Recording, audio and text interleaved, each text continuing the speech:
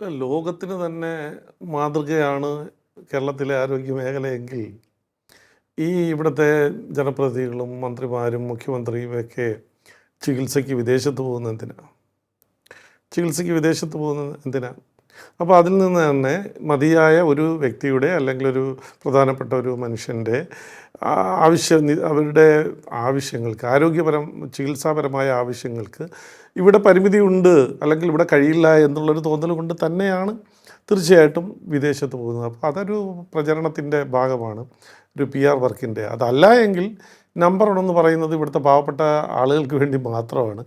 ഇവിടുത്തെ മറ്റൊരു സമൂഹത്തിലൊരു ഉയർന്ന തലത്തിൽ നിൽക്കുന്നവർക്കൊന്നും ഇവിടുത്തെ ചികിത്സ ആവശ്യമില്ല എന്നുള്ളതാണ്.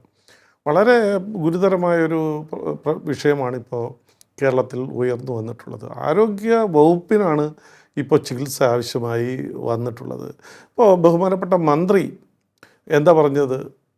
ഡോക്ടർമാരുടെ കുഴപ്പമൊന്നുമല്ല, മറ്റേ വേറെ പ്രശ്നമില്ല, സിസ്റ്റം തകരാറിലാണ് എടുത്താണ്.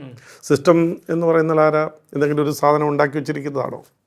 മന്ത്രി ഉൾപ്പെടെ, ഹെൽത്ത് സെക്രട്ടറി ഉൾപ്പെടെ, DME ഉൾപ്പെടെ, ഈ താഴോട്ടുള്ള ഉദ്യോഗസ്ഥന്മാരുൾപ്പെടെ ഇതെല്ലാം കൂടി ചേർന്നതാണ് സിസ്റ്റം. ആ സിസ്റ്റം കറക്റ്റ് ചെയ്യാനുള്ള ചുമതലയാണ് കേരളത്തിലെ ജനങ്ങൾ പിണറായി വിജയനും അതിലൂടെ ആരോഗ്യവകുപ്പിൻ്റെ പ്രശ്നങ്ങൾ ഏൽപ്പിച്ചിരിക്കുന്നത് വീണ ജോർജിനെ ഏൽപ്പിച്ചിരിക്കുന്നതാണ്. കഴിഞ്ഞ 9 വർഷക്കാലമായിട്ട് ഈ സിസ്റ്റം പരിഹരിക്കാൻ കഴിഞ്ഞിട്ടില്ല എങ്കിൽ ഇപ്പോഴത്തെ ആരോഗ്യമന്ത്രിക്കും അതിന് മുമ്പേ ഉള്ള ആരോഗ്യമന്ത്രിക്കും ആ സിസ്റ്റത്തിനെ നേർവഴിക്ക് കൊണ്ടുപോകാനും നയിക്കാനും കഴിഞ്ഞില്ലെങ്കിൽ പിന്നെ എന്താ ഇവർ ചെയ്തു 9 വർഷക്കാലം? 4 വർഷക്കാലം ശ്രീമതി വീണ ജോർജ് എന്താ ചെയ്തത്?